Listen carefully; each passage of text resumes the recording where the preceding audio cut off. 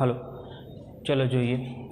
આજે આપણે પ્રકરણ 1 ધોરણ 10નું નેક્સ્ટ ટોપિક આવ્યા છીએ આપણે ઓક્સિડેશન, રિડક્શન અને રેડોક્સ પ્રક્રિયાઓ. પહેલી વાત કરીએ ઓક્સિડેશન પ્રક્રિયાઓની. તો ઓક્સિડેશન પ્રક્રિયાઓ કોને કહેવાય છે? પહેલાં વ્યાખ્યા સમજીએ આપણે એની. તો કે જે રાસાયણિક પ્રક્રિયા દરમિયાન પદાર્થ ઓક્સિજન મેળવે છે અથવા તો હાઇડ્રોજન ગુમાવે છે.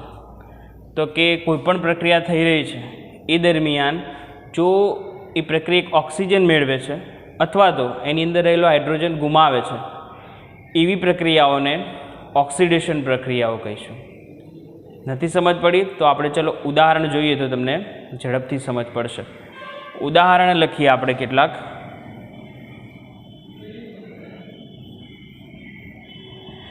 ઉદાહરણમાં તો જે આપણે શરૂઆતથી જ પેલું મેગ્નેશિયમવાળું ભણી ચૂક્યા એ ઉદાહરણ પહેલું લઈ લઈએ.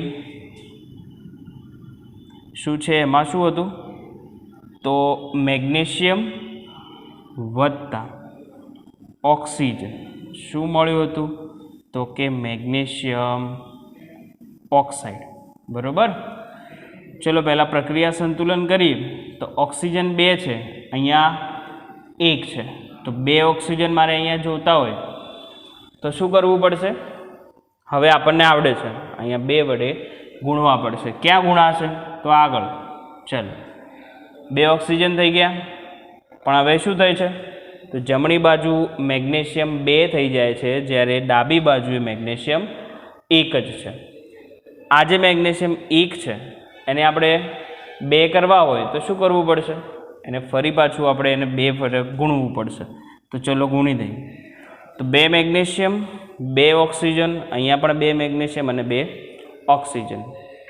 હવે જોઈએ તો કે આ પ્રક્રિયા ઓક્સિડેશન પ્રક્રિયા કેવી રીતે છે, કે મેં આનું ઉદાહરણ લખ્યું છે ઓક્સિડેશનમાં. તો વ્યાખ્યા જુઓ. જે રાસાયણિક પ્રક્રિયા દરમિયાન પદાર્થ ઓક્સિજન મેળવે છે, ઓક્સિજન મેળવે છે તો એ શું થાય છે? ઓક્સિડેશન પ્રક્રિયા છે. અહીંયા મેગ્નેશિયમ છે પ્લસ ઓક્સિજન, એટલે કે એને ઓક્સિજન મેળવ્યો છે. ઓક્સિજન ગ્રહણ કરી અને મેગ્નેશિયમ ઓક્સાઇડ બનાવે છે. એટલે કે આ પ્રક્રિયામાં શું થઈ રહ્યું છે? આ ઓક્સિજન આમાં ઉમેરાઈ રહ્યો છે, એટલા માટે એ મેગ્નેશિયમ ઓક્સાઇડ બને છે. એટલા માટે આ પ્રક્રિયાને ઓક્સિડેશન પ્રક્રિયા કહીશું. ચલો બીજું ઉદાહરણ લઈએ કોઈ. Carbon plus oxygen. શું મળે છે? Carbon dioxide. પ્રક્રિયા જુઓ તો 1 કાર્બન છે, 2 ઓક્સિજન છે. ઓકે. હવે આ કાર્બન જે છે એમાં પણ એ જ છે, પ્લસ O2. પ્લસ O2નો મતલબ છે ઓક્સિજન એમાં ઉમેરાય છે. એ ઉમેરાય છે ને ત્યારે એમાં CO2 બને છે. ઓક્સિજન અહીંયા શું થઈ રહ્યું છે? ઉમેરાય છે, એટલે કે મેળવે છે. આ કાર્બન જે રહ્યું એ અહીંયા ઓક્સિજનને મેળવે છે અને ઓક્સિજન મળે છે માટે CO2 બને છે. અને જો ઓક્સિજન મળતો હોય, જે પ્રક્રિયામાં ઓક્સિજન મેળવે છે એટલે કે ઓક્સિજન ઉમેરાય છે, એને આપણે ઓક્સિડેશન પ્રક્રિયા કહીએ છીએ. બરાબર. બીજી કોઈ પ્રક્રિયા આપણે લઈએ હજી. ચલો, કોપર છે. એ કોપરમાં જો ઓક્સિજન જોડાય છે તો શું બને છે? તો કોપર ઓક્સાઇડ મળે છે. કોપર એટલે તાંબુ. તો એ તાંબુ જે છે એ ઓક્સિજન સાથે જોડાઈને કોપર ઓક્સાઇડ એટલે તાંબા પર જે કાટ લાગે છે. હવે જોઈએ તો પ્રક્રિયા પહેલાં જોઈએ. ઓક્સિજન 2 છે, અહીંયા 1 જ છે. અહીંયા 2 કોપર થયા. તો ચલો 2 અહીંયા 2 કોપર થયા. આ જે પ્રક્રિયાઓ મેં લખી છે 3 પ્રક્રિયાઓ, ઘણા બધા ઉદાહરણ તમે લઈ શકશો. તમે ચોપડીમાં પણ તમે જોશો તમારી પુસ્તકમાં, તો એમાં પણ બીજા કેટલાક ઉદાહરણો આપેલા હશે. અહીંયા આપણે સરળ ઉદાહરણ લીધા છે જે તમને આવડી જાય એટલા માટે. જો મેગ્નેશિયમ એમાં પણ ઓક્સિજન ઉમેરાય છે, કાર્બનમાં પણ ઓક્સિજન ઉમેરાય છે અને કોપરમાં પણ ઓક્સિજન ઉમેરાય. આ ઓક્સિજન ઉમેરાવાના કારણે આ પ્રક્રિયા થાય છે. જેમાં ઓક્સિજન મેળવે છે અથવા તો ઓક્સિજન ઉમેરાય છે અથવા તો એની જગ્યાએ હાઇડ્રોજન ગુમાવતો હોય તો એવી પ્રક્રિયાઓને આપણે ઓક્સિડેશન પ્રક્રિયાઓ તરીકે ઓળખીશું. આની અવસ્થાઓ આપણે લખવાનું કેમ? તો લખી શકીએ. મેગ્નેશિયમ સોલિડ હોય, આ ઓક્સિજન એ ગેસ છે, વાયુ છે, મેગ્નેશિયમ ઓક્સાઇડ એ ઘન પદાર્થ છે, કાર્બન શું છે ઘન પદાર્થ એટલે સોલિડ, ઓક્સિજન શું છે વાયુ છે એટલે કે જી લખીશું ગેસ, અને CO2 શું છે એ પણ વાયુ છે એટલે એમાં પણ જી એટલે કે ગેસ. કોપર શું છે તો કે સોલિડ પદાર્થ છે, O2 શું છે એ વાયુ છે, અને CuO એ શું છે એ પણ સોલિડ પદાર્થ છે.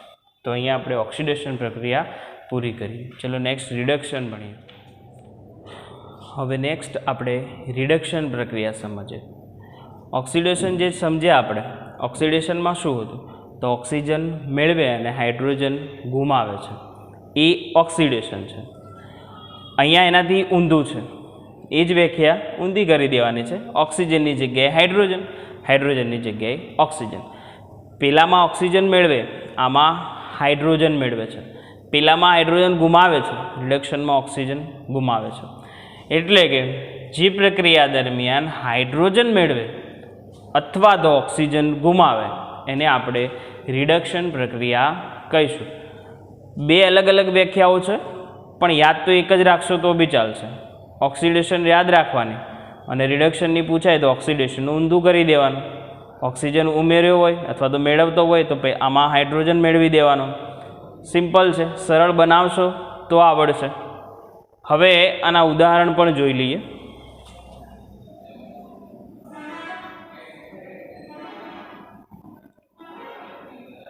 ચલો એક ઉદાહરણ લઈએ. Copper oxide. કોપર ઓક્સાઇડ અહીંયા શું થાય છે હાઇડ્રોજન મેળવે છે એટલે કે plus hydrogen. Copper oxide plus hydrogen, એમાંથી તમને શું મળશે કોપર છૂટું પડશે અને હાઇડ્રોજન એટલે કે H2O મળશે, પાણી તમને પાછું મળશે. બરાબર. પ્રક્રિયા જુઓ. બે હાઇડ્રોજન, એક ઓક્સિજન, એક કોપર, એક કોપર. ઓકે, જોઈ લઈએ તો કોપર ઓક્સાઇડ એટલે કે ઘન પદાર્થ સોલિડ છે, H2 એ ગેસ છે વાયુ, કોપર શું છે તો કે સોલિડ પદાર્થ અને H2O એ લિક્વિડ છે એટલે કે પાણી છે. પ્રક્રિયા જુઓ તો કોપર ઓક્સાઇડ છે પ્લસ H2 છે. આ કોપર ઓક્સાઇડની અંદર શું થયું હાઇડ્રોજન મેળવે છે, હાઇડ્રોજન તમે ઉમેર્યો છે, અહીંયા હાઇડ્રોજન ઉમેરાય છે અને આ કોપર ઓક્સાઇડમાંથી એક ઓક્સિજન પણ દૂર થાય છે. આગળ ભણીએ. અહીંયા ખાલી રિડક્શન જોઈ લઈએ તો કે કોપર ઓક્સાઇડમાં હાઇડ્રોજન ઉમેરાય છે એટલે કે મેળવે છે, તો આ પ્રક્રિયાને રિડક્શન પ્રક્રિયા કહેવાય છે. નેક્સ્ટ એક બીજું ઉદાહરણ લઈએ. અહીંયા છે મેગ્નેશિયમ ઓક્સાઇડ MgO. એમાં જો હું હાઇડ્રોજન ઉમેરું છું એટલે કે હાઇડ્રોજન મેળવે છે જો MgO, તો શું થઈ જાય છે તો આ જ પ્રક્રિયા મેગ્નેશિયમ પ્લસ H2. કેટલું સરળ છે. એક યાદ રાખો એટલે નીચે બસ ખાલી એક ધાતુ બદલવાની છે, બાકી બધું એવું ને એવું ચાલે આવશે. તો સરળ છે. મેગ્નેશિયમ ઓક્સાઇડ પણ એ જ હાઇડ્રોજન મેળવે છે. જો હાઇડ્રોજન મેળવે છે તો એને આપણે રિડક્શન પ્રક્રિયા કહીશું. મેગ્નેશિયમ એક પ્રક્રિયા સંતુલિત કરી દો, હાઇડ્રોજન પણ ઓકે છે. અવસ્થાઓ લખી દો. મેગ્નેશિયમ ઓક્સાઇડ સોલિડ પદાર્થ, હાઇડ્રોજન વાયુ છે, મેગ્નેશિયમ ધાતુ એટલે કે સોલિડ છે અને પાણી એ આપણું લિક્વિડ પદાર્થમાં છે. બંને એક જ જેવા છે. આમાં ખાલી કોપર લીધું છે અને આમાં મેગ્નેશિયમ લીધું છે. એની જગ્યાએ તમે ઝીંક લઈ શકો છો, કોઈ પણ બીજું તત્વ હોય તો તમે મૂકી શકો છો. તો આ આપણી રિડક્શન પ્રક્રિયા હતી. તો ઓક્સિડેશન અને રિડક્શન આપણે સમજ્યા. હવે આપણે આગળ જઈએ, આપણી રેડોક્સ પ્રક્રિયાઓને સમજીએ. ચલો હવે આપણે રેડોક્સ પ્રક્રિયા ભણીએ. તો આપણે આગળ રિડક્શન અને ઓક્સિડેશન ભણી ચૂક્યા. હવે જો કોઈ પ્રક્રિયાની અંદર વ્યાખ્યા છે કે ભાઈ રિડક્શન અને ઓક્સિડેશન બંને પ્રક્રિયા સાથે થતી હોય, એટલે એક કોઈ પ્રક્રિયા છે એની અંદર રિડક્શન પણ થાય છે અને ઓક્સિડેશન પણ થાય છે, બંને એક સાથે થાય છે, એવી પ્રક્રિયાને આપણે રેડોક્સ પ્રક્રિયા તરીકે ઓળખીશું. તો પ્રશ્ન થાય કે એવું કેવી રીતે હોય છે કે રિડક્શન પણ થાય છે, ઓક્સિડેશન પણ થાય છે? તો એ ઉદાહરણ આપણે પહેલાં ભણ્યા, હમણાં જ જે ઉદાહરણ લીધા એ જ ઉદાહરણમાં હું તમને સમજાવું તો જોઈએ. ચલો, શું હતું પહેલાં આપણે શું લીધું તો કે કોપર ઓક્સાઇડનું શું કર્યું, એમાં ઉમેર્યો હાઇડ્રોજન. તો એમાંથી શું મળ્યું તો કે કોપર પ્લસ પાણી, બરાબર. આ પ્રક્રિયા ક્લિયર. રિડક્શન પ્રક્રિયા હતી આપણે જોઈ હતી. આને હું રેડોક્સમાં કેવી રીતે લઈ જાઉં, એટલે કે રેડોક્સ જ છે આ તો. ઓક્સિડેશન પણ થાય છે અને રિડક્શન પણ થાય છે. જુઓ ઓક્સિડેશનમાં શું હતું કે ભાઈ ઓક્સિજન ઉમેરાય, ઓક્સિજન મેળવે છે તો એ ઓક્સિડેશન છે. તો અહીંયા હાઇડ્રોજન જે છે આની જોડે H2 છે, આ બાજુ શું થઈ ગયું, H2O થઈ ગયું. એટલે એક ઓક્સિજન એમાં ઉમેરાયો છે, વધારાનો ઓક્સિજન છે. તો એ પ્રક્રિયા શું બનશે આપણી, ઓક્સિડેશન પ્રક્રિયા બનશે. વ્યાખ્યા પ્રમાણે કે ભાઈ ઓક્સિજન ઉમેરાય તો ઓક્સિડેશન છે. અહીંયા શું થયું, એ હાઇડ્રોજનમાંથી H2O એટલે કે એક ઓક્સિજન ઉમેરાયો છે એટલે ઓક્સિડેશન થયું છે. વાત કરીએ આની, કોપર જે જોઈએ એ કોપર ઓક્સાઇડ, એમાંથી શું મળ્યું તમને સીધું, તો કે કોપર મળ્યું. શું દૂર થઈ ગયું, એ O દૂર થયું. O એટલે ઓક્સિજન દૂર થયું. રિડક્શનની વ્યાખ્યા ભણ્યા કે ભાઈ ઓક્સિજન ગુમાવે તો એ રિડક્શન. તો અહીંયા શું થાય છે તો કે ઓક્સિજનને ગુમાવે છે, એટલા માટે આ પ્રક્રિયા છે રિડક્શન. સમજ્યા? હાઇડ્રોજન ઓક્સિજન મેળવે છે માટે ઓક્સિડેશન છે. કોપર ઓક્સાઇડ ઓક્સિજનને ગુમાવે છે માટે એ રિડક્શન છે. અને આ પ્રક્રિયામાં રિડક્શન અને ઓક્સિડેશન બંને થાય છે. એટલે આ પ્રક્રિયા આપણી કઈ પ્રક્રિયા કહેવાય, તો કે રેડોક્સ પ્રક્રિયા છે. સમજ્યા? ચલો નેક્સ્ટ બીજું ઉદાહરણ. એ જ હતું એ જ આપણે MgO વાળું કે ભાઈ મેગ્નેશિયમ ઓક્સાઇડ છે, હાઇડ્રોજન ઉમેરાય છે તો મેગ્નેશિયમ અને પાણી મળે છે. હવે આમાં એ જ હાઇડ્રોજન છે. હાઇડ્રોજન શું કરે છે, એક ઓક્સિજન મેળવી અને પાણી બનાવે છે. કઈ પ્રક્રિયા બની એ, તો કે ઓક્સિડેશન પ્રક્રિયા. કેમ ઓક્સિડેશન, હાઇડ્રોજન ઓક્સિજન મેળવે છે એટલે ઓક્સિડેશન. અને આ જે મેગ્નેશિયમ રહ્યું છે, મેગ્નેશિયમ ઓક્સાઇડ, એ એક ઓક્સિજનને ગુમાવે છે અને મેગ્નેશિયમમાં પરિવર્તન થાય છે. તો ઓક્સિજન ગુમાવે છે માટે એ પ્રક્રિયા કઈ છે, તો કે રિડક્શન પ્રક્રિયા છે. અને જો રિડક્શન અને ઓક્સિડેશન બંને સાથે જોવા મળે છે તો એને આપણે રેડોક્સ પ્રક્રિયા તરીકે ઓળખીએ છીએ.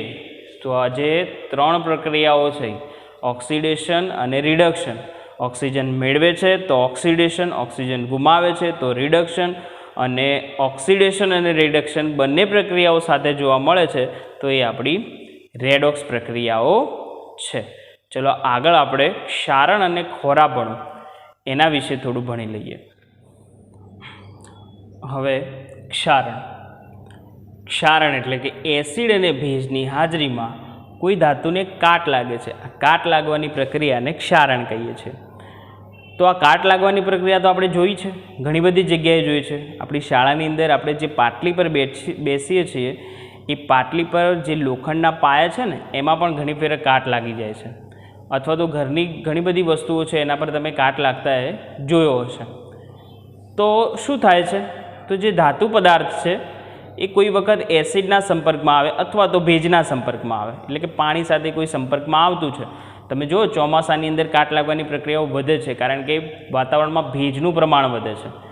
એ પ્રક્રિયા થઈ અને એના પર કાટ લાગે છે. હવે એવું નથી કે લોખંડ ઉપર જ કાટ લાગે છે, ધાતુ પદાર્થ ઉપર કાટ લાગે છે. ઘણી બધી ધાતુ પદાર્થ ઉપર કાટ જોવા મળે. તમે જુઓ ચાંદી હોય તો એ થોડા સમય બાદ કાળી પડી જાય છે. ઘરે વાસણ હોય તાંબાના તો એના પર પણ લીલા ડાઘ જોવા મળે છે. એ એક પ્રકારનો કાટ જ છે એનો. તો શું થાય છે, એ ધાતુઓ જ્યારે કોઈ ભેજના સંપર્કમાં આવે અથવા તો એસિડના સંપર્કમાં આવે છે ત્યારે એના પર કાટ લાગવાની શરૂઆત થાય છે. એ કાટ લાગવું એક પ્રકારનું ક્ષારણ છે. એને ક્ષારણ કહેવાય કે ધીમે ધીમે એ વસ્તુનો એ નાશ કરી દે છે. ધીમે ધીમે એ વસ્તુ ખવાઈ જાય, કાટ લાગી જાય, એને ક્ષારણ છે. હવે આ ક્ષારણથી નુકસાન બહુ બધા થાય છે. જેમ કે તમે જોયા હોય તો મોટા મોટા જહાજો જે હોય છે દરિયાની અંદર, એ હવે કેટલો બધો ખર્ચો કરીને બનાવ્યા છે. તો મોટા મોટા જહાજો તો પાણીમાં જ રહે છે પાછા, તો એને કાટ લાગતો હશે ને. અથવા તો ઘણી બધી એવી વસ્તુઓ છે લોખંડની, બહુ મોટા પાયા ઉપર બનાવવામાં આવતી હોય છે, મોટી હોય છે, બહુ ખર્ચો કર્યો હોય છે, છતાં પણ એને કાટ તો લાગે જ છે. તો હવે કાટ લાગવાથી શું થાય છે, બહુ ભારે નુકસાન અથવા તો મોટું નુકસાન ભોગવવું પડે છે. એના માટે શું ઉપાય કરવો? તો મોટાભાગે આપણે ઘરના દરવાજા હોય, લોખંડના દરવાજા કે એવા દરવાજા આપણે મૂક્યા હોય તો આપણે શું કરીએ છીએ, એના પર રંગ લગાવીએ છીએ. એટલે કે એને રંગ લગાવવો જરૂરી છે. આ એક સામાન્ય ઉદાહરણ છે. આપણે શું કરીએ, એને રંગ લગાવીએ, કલર લગાવીએ ને એનાથી શું થાય, એ જે એક પડ બનાવે છે, જે કલર તમે લગાવો છો એ લોખંડ અને હવા વચ્ચે એક પડ બનાવે છે, એના સંપર્કમાં આવતા એ દૂર કરે છે. પણ જો ક્યાંક એ કલર ઉખડી જાય તો એ જ્યાંથી ઉખડી જાય ને ત્યાં એ સંપર્કમાં આવે છે હવાના સીધા જ, અને ત્યારે કાટ લાગવાની શરૂઆત થઈ જાય. એટલે સમયાંતરે એમાં પરિવર્તન લાવવું પડે, થોડા સમય પછી એના રંગ લગાવવો પડે છે. બીજું, હવે મોટા જહાજો છે એને તો એટલો બધો રંગ ક્યાંથી લગાવવાનો, તો એ શું કરે છે, ઝીંકની પ્લેટો લગાવે છે, ZN.